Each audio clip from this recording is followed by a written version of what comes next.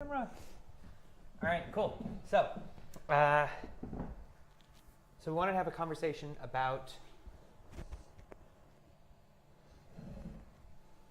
feature creep, and what that means, and how you can, I want to say legislate against it, but it's not legislate against it. You can try and plan for it so that it doesn't get you caught out. But what do we mean? Yeah, mitigate for it. So, like, what do we mean by feature creep? Any kind of overbuild or over-process, or specifically when you're developing, especially from a founder's point of view, right? If you're founding a company, and especially if it's your idea, and if you're like, this is the thing that we need next, and you maybe have a new idea every day, and then the team doesn't necessarily put up resistance to, well, that wasn't what we were focusing on, and they think that your idea means it has to happen, then you can overbuild, right? Especially when you're working with technical people who are builders. You know, you're first off, if you're not a technical person, you might not understand what it takes to build certain things, but also you're the easiest one to you're the easiest person to convince yourself about something, right? So why is it needed? Why is some sort of a feature needed, aside from you're saying that it has to exist? Right, especially if you're building for yourself. So if you're like, well, I'm our target market, so therefore I need this thing, therefore everyone needs the thing. Mm-hmm. So that can be really difficult. But I think the halo effect is massive in that. So if you're CEO and you pitch an idea, the halo effect is, well, your idea is better than everybody else's idea in the room. Yeah, and that's dangerous. I definitely found that, like, you know, I'll say something, hey, you know, it would be pretty cool if we did this, and then folks will stop working and say, oh yeah, absolutely, let's go do that. Let's focus on that. And I've spoken with a lot of people who have that challenge as well. And it's certainly not a challenge for the team; it's a challenge for them to try and make sure that they are not only articulating their idea correctly, but they're also putting it through some sort of process that everybody else can go through. Right. So I don't know how well we do it with Condaba. Like the feedback that we got. At the very beginning, I feel like we over-engineered the stuff that you couldn't see. So like we feature creeped the behind-the-scenes stuff. So like, for example, we had this idea of how people were going to be connected, and originally we had this idea of orbits. You know, if you remember Google Plus circles. So hang a sec, Condaba, right. What's Condaba? So sure. Condaba is a private sharing space for families. We run that as our kind of main gig. You can check it out at condaba.com if you want to communicate with your family in a kind of a safe, private, more quiet, genuine experience. That's what we're building. We're still pretty early stage. It's our third incarnation of the app, but you can sign up and let us know what you think. That'd be cool. Right, and so Condaba is the private sharing space for your family, but with the first iteration, we were trying to think about, well, what about complicated families? What about families who have people who speak to each other, people who don't? What about child protection issues? Or what about just people that you don't want to know are on there and that you're sharing photos? So you were talking about how did we make that more complicated than it had to be? Exactly, and part of it was we were trying to find our niche. Where were we going? And we wanted to make sure that the architecture would be able to support that. Makes sense, but does it? Does it really? So we early on we were working with Charlie. I don't know if you're watching Charlie. It's probably in Argentina. Early. It's a little early for you, but Charlie is the archetype maker. He will make things, and early on we get it done. So if we said, you know what, we were thinking of this orbit, these ideas called orbits, and the only reason why I was using orbits was because it wasn't Google Plus circles. That we wanted a way for you to have the experience of like a kind of like a Slack where you have your team and it's separated from other people, but also not mean that you have to be members of multiple teams. So you would have different orbits, and it would be around you, and you could imagine rings, and you could then share things to different sets of people. But then quickly we found that was complicated, and that was probably better handled in permissions and creating lists of people. But the element orbits hung on for a while. And caused issues. And then the next thing was, okay, well, we were building we were calling it private family social network initially. And some of the reasons why people said they don't like Instagram or Facebook or WhatsApp is that anyone can find you and anyone can follow you unless you proactively go in and set up your settings in a certain way. So we thought, okay, so the way that we're going to actually do that invitation is I'm not going to be able to search for you on anything. If you want me to be connected to you, you're going to have to send me a code or a link, and then I'm going to have to be, you're going to be inviting me to follow you. I mean, already it sounds complicated. It sounds complicated, but here is that. Like, the reason why this is the case was that we were thinking, well, what if then someone didn't want to offend someone else in the family by saying, oh yeah, you can follow me, but I'm just not going to follow you.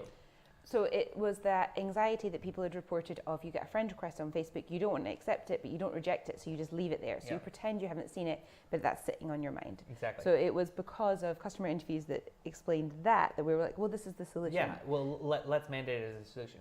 So it was single directional relationship. It was so that meant that basically a lot of our early users, if you didn't then invite that person back to follow you, they never saw your stuff, and people didn't understand that.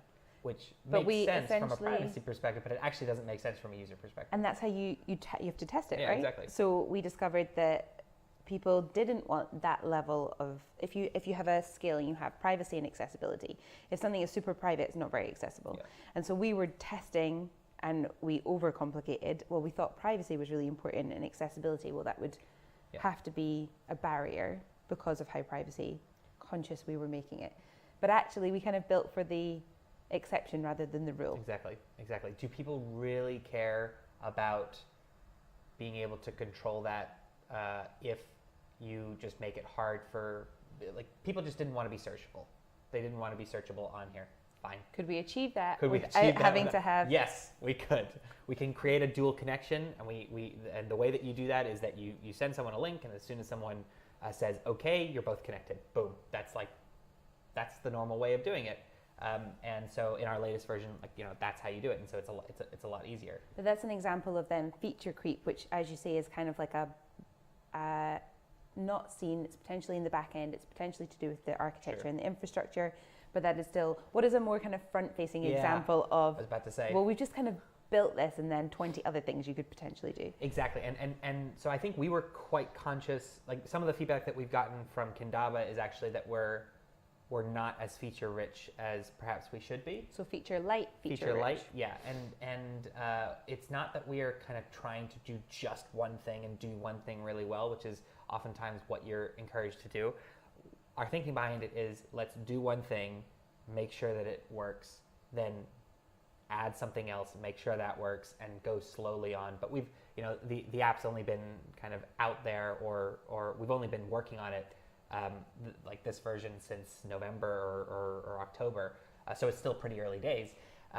But oftentimes you see other services that start adding thing after thing after thing. So what are examples of apps that people might have on their phone that are feature light, so literally you get that app because it does one thing, or ones that are overburdensome and are kind of drowning in features? Well, let's talk about two from the same company. I mean, WhatsApp and Facebook. Right. So if you were to say, oh, what do you want out of a social network? Well, I want a place for events. I want a place to follow my news stories. I want a messenger. I want to be able to share photos and comment on photos. I want to do all these things. I want to promote my business. I want to sell everything. Stuff. You have that. And you have it in Facebook. Yeah. And yet, Facebook felt the need to create a whole separate app just to handle messages in Facebook Messenger. They carved that out as its own separate thing. And there are some business reasons to do that. But part of it is people weren't using the Facebook mobile app for messages. because there was too much. Too clunky, too much choice. Where do you start? What am I using this for? Too much noise. And this is a challenge, especially for makers, where they'll see something, they'll be like, oh yeah, I could do that. Just because you want to do it or you could do it doesn't mean you should be doing it. And you have a lot of other examples of apps that do one thing incredibly well, and people respect that. They keep using it, and they have very high engagement. And not human-centered design, but user experience-focused design will say that what is it that you're actually trying to empower your users to solve? You're not making an operating system, and I think that's a big challenge that people kind of come up against. And if you feel that urge, like I know one business that's kind of in a similar space to ours.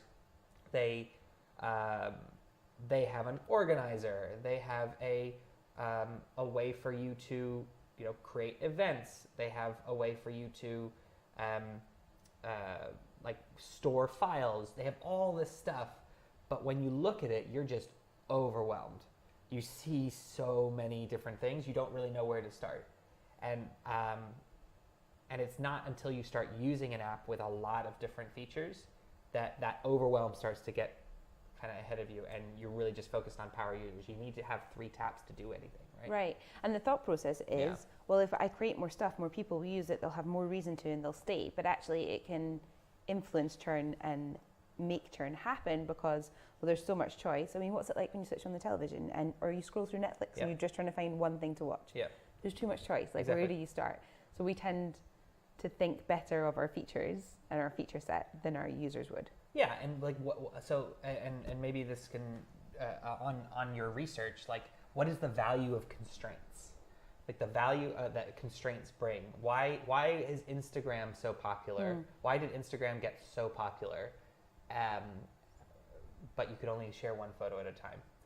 Was that part of the reason?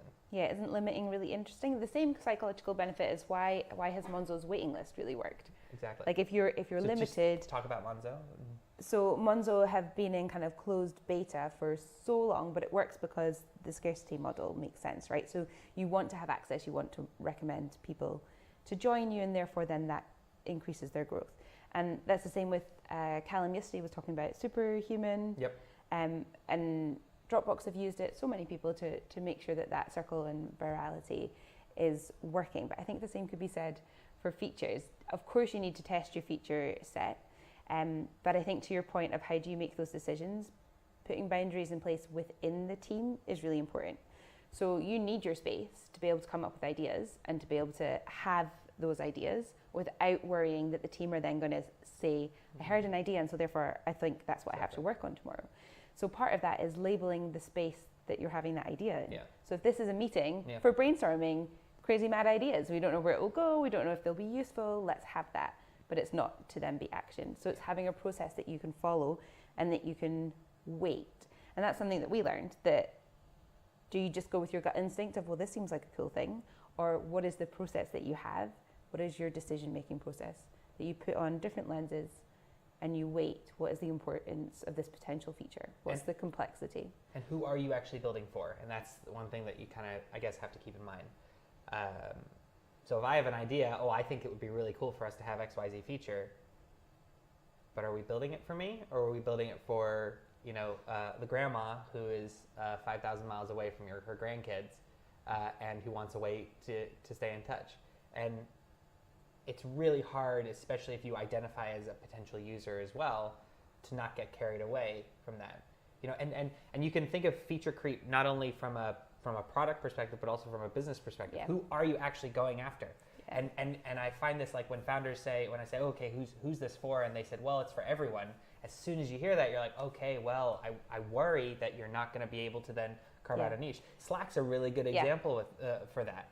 Slack is a team communication tool, and yes, it has lots and lots of features, but they describe themselves, or at least they used to. I'm sure they have a better way of describing themselves now, but they used to describe themselves as a team communication tool, not a community management tool. We're using Slack as a community management tool because a lot of other people use it. It's really easy to onboard, and people seem to understand how it works, and it's very flexible. But they have deliberately said we are not building for that customer segment. Exactly. So actually, if you speak to founders and you ask that question, who's your product for, and they can tell you who it's not for, that's actually really beneficial. Exactly. Because you're not using a scattergun approach. You're not going to be distracted by potential customer segments, and you've already done the evaluation of, well, I've tested this assumption, and that market isn't right for us just now. And with Slack, you can look at their pricing model to see that decision in focus. So when Slack was early on, I mean, they're only like 5 years old now, but like when they were early on, a lot of people, because it's so easy to onboard people, it was very popular with communities. But the free version of Slack only gives you 10,000 messages. So if you had communities of 10,000 people on there, you could do that, but you wouldn't be able to see any history. And to get a community to start paying for it, 10,000 person Slack account is going to get pretty expensive. So there was a huge push to try and convince Slack to allow a per user payment plan. Is that possible? Of course it's possible. Like technically it's possible for Slack to say, right, you have a community, everybody wants to pay their own way, we'll slap it on. Mighty Networks is a really good example of a product that's built for that. And what Slack says is actually, we're not going to do that because we're not building it for you.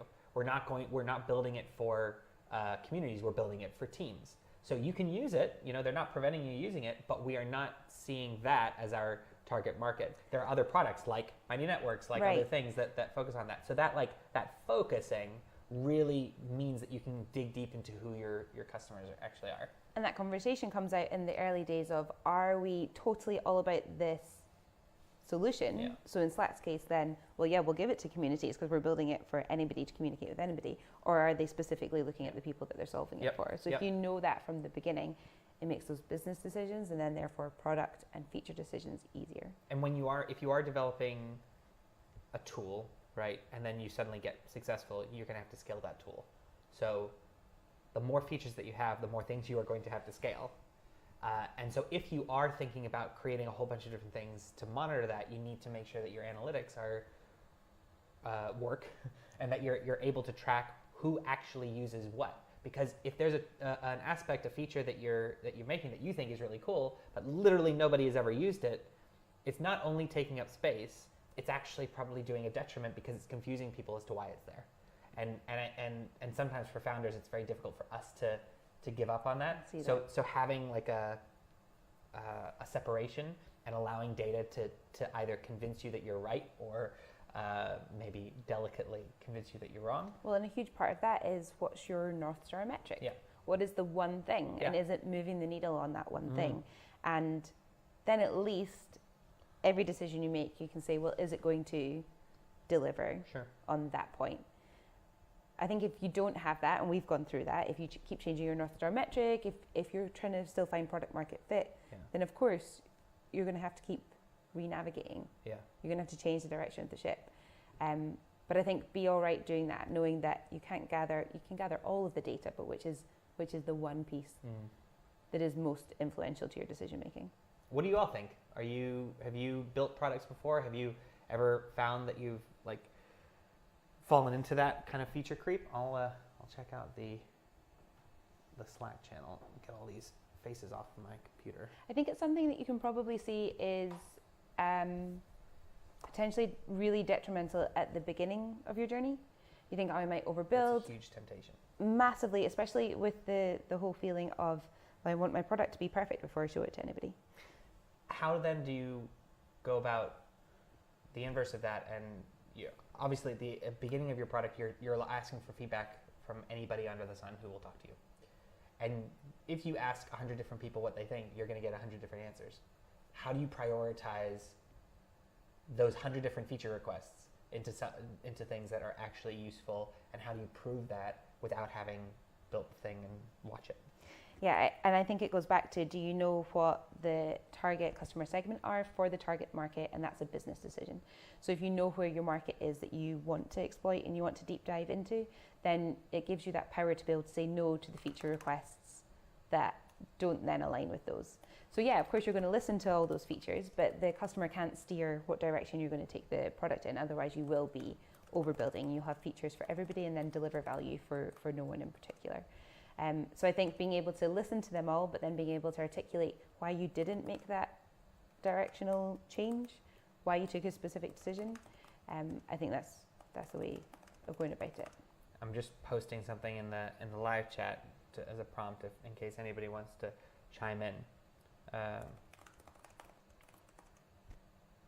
Trying to think of other ways that people, definitely something that we've heard from technical people is when they're building, there's nothing more demoralizing than building something, shipping it, and nobody using it.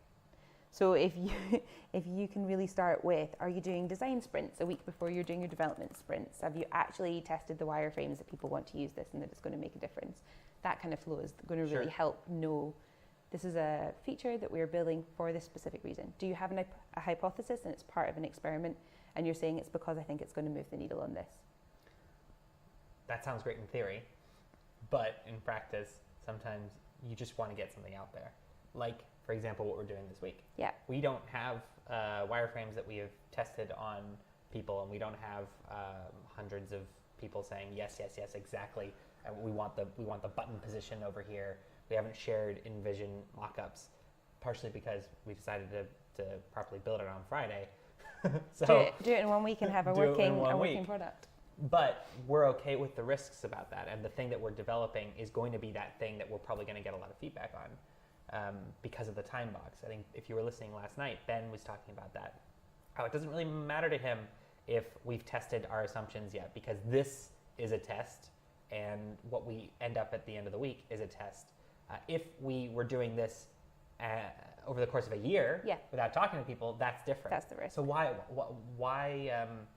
is it important to kind of be open to challenges or feedback, but also sticking with some of your assumptions? Well, because ultimately you're making the decision about what am I building and who am I building it for. So I think you can listen, but as long as you've got that core decision-making metric, like Ben was saying last night, I know what I'm building because we have scoped this out and there is a time. And exactly that the limit of 1 week means that this is part of the experiment. Sure. So I think it depends, you're right, on the flow of your business about, are you doing it, I guess that's what we're going to talk about next, like in the lean startup model development, or are you diving in there with something that's a workable product because you're going to test it that way? Yeah. What do you all think? How have you built things in the past? Are there examples of tools that you use that you actually wish just did something a little bit simpler? I mean, there are quite a few, usually enterprise level tools. Complexity is not necessarily a bad thing if you are tackling more complex problems, but usually you end up in a fork in the road of you either start to overdevelop so that you can cater to a lot of different use cases, or you stick to something very, very specific so that you do one task very well. And it's very rare for you to have a tool or be able to make something that does both, that caters to a lot of different experiences, or requirements, and yet be super simple. At least one example that I could think of that walks that tightrope pretty well is Trello. So Trello is, on the face of it, a very simple tool to use, and you can get started with it really quickly. And they hide, but they then allow you to get under the hood a little bit more if you want to. But they've been around for so long, and they have so many people using it that this has been like Trello looks deceptively simple when you use it. It is that's incredible. Advanced. Yeah. Something that is deceptively simple, that doesn't show you all of the settings and capabilities and options at the top level, because you just want to be able to dive in and use it. Absolutely. So someone who's never used the product before can pick it up and be working on it. Yeah. But then the opposite takes you back to like just 90s computers and how much you hated any use of it. Yeah. Folders within folders within folders. And that's where, UX is so important. So you're talking about features, but how do you hide them where you need to hide them, or how do you present them and bring them to the surface when people might need that? Yeah. Pinterest are a good example of designing that specifically for new users. Mm-hmm. So if you know what your North Star metric is, so I need a new user, if you're Pinterest, to pin 10, making these up, 10 boards within the first 24 hours, then they're more likely to stay on the system. Then what they do is, for your new user experience, you don't have the options and the choices to click on all the buttons and do all the things. You just have the option to do the thing they know you need to do to stick and use Pinterest. Yeah. And I think that is really, really interesting. Designing a look where you just see, as a new user, you just see what's going to give you that aha moment and that added value. And only then, when you become a power user, you're less likely to churn, that you're given the additional options. Yeah, and I think that the control of the user experience to empower constraints, but not limiting the actual feature set, can be extended to like a whole bunch of different areas as well. Actually, Landbot's a really good example. So that's a tool that we're using quite a bit. They're also a sponsor for us during the week, but what they're doing, what they're outputting is a deceptively simple front-facing thing, and also a deceptively simple back-end. If you've been watching us, you've seen how we've configured it, and we're going to show a little bit more this afternoon. But what Landbot does is actually quite a complicated set of actions. It's a decision tree for interacting with a bot, like a bot that you design. So you have to come up with all these different possible solutions and then tell Landbot what to say for each of that. And you could do that in, like, if you tried to do it in Google Forms, you can see how complex that is. And I mean, you can't do it in Google Forms properly, but Landbot makes building that super simple because it's all visual, but they also present it to a user in a way that's engaging and limits the amount of stuff that's on the screen because it looks like a conversation. And they can add all sorts of features, but on the under the hood, like they've added the ability for you to take payment, so you can just put that in as a module. They've added the ability for you to send data elsewhere. That's all done though with very strict rules, like design rules, guiding them. So that as a user, you just see that as part of a conversation. Exactly. Yeah. But that's really interesting, and that's the challenge. Can you build something that is simple yet powerful? Exactly. Yeah. Google versus like Yahoo, when the web was a directory versus when they just put a search bar there and they just got better at indexing the web. And I think a lot of people think the solution to let's solve a problem is to try and figure out all the different solutions and just present them all, which is true, but the next step is then remove the solutions that don't solve the problem, whether it's because people don't use them or whether because they're just not the right solution. So I guess there's feature creep risk at each different stage of being an early stage founder or an early stage startup. What's the biggest risk at the very beginning when you've got your idea and you're picturing the final solution? That's my problem. Like I'm thinking about briefing room and I'm like, it's going to be amazing because it's going to be doing these 20 different things. It's going to be wonderful, and then I'm not going to feel complete until that's the case. Or Kendaba, like I can't wait for us to be able to track your flight and show a nice little animation about where you are in the world because you're on a trip and all this kind of stuff. And it's not ready yet, and it's really frustrating because I want everything done, but I have no idea if people are going to use it that way or if they even want to use it that way. Well, and also as a founder, it's holding both of those things in your mind at the same time and then both being true. Because you'll be pitching when you're looking for investment or when we're talking to potential customers, we're pitching and describing what we will be solving, what that end solution looks like. And so you do need that. You need that visioning. And I guess, which ties into a lot of our discussions later today, you need to be able to know, do I have the skill set to be able to pull that back and say, okay, this is my long-term vision, but right now the actual product, this is the done line for now, and it's not going to go beyond that. Or if I don't have that skill set, who in my team am I giving actually empowering to say, great idea, Gelb, but not for now. Exactly. Like if your team can say that to you, definitely, like I think that's really massively powerful and it's needed. So it's recognizing in yourself, do I have the ability to draw the line myself or do I give that role to someone else? And that role could be because they're thinking of user experience. It could be because they're the voice of the customer within your business. Exactly. But if you need someone to challenge you back, recognize that your vision is really important and that you also need a stop line. And if you definitely feel like you're a vision person and you and that's what you want, and that's going to make you happy, think of the feeling that you will feel once something that you said a month ago has gone through some sort of a process, has made it into an actual feature. that you see immediate use out of. And the reason why, at least for our setup, the reason why that can happen is because the idea is taken, it's then tested, it's then looked at. Customers are interviewed about it. There's obviously been a decision to say, right, customers seem to like it. We're going to try and develop it. It's developed, it's tested again, and then it's live. And being able to see that, you might even forget that you had even suggested it in the first place. But it's just so much better than it would have been if you just said, hey, let's add this tomorrow.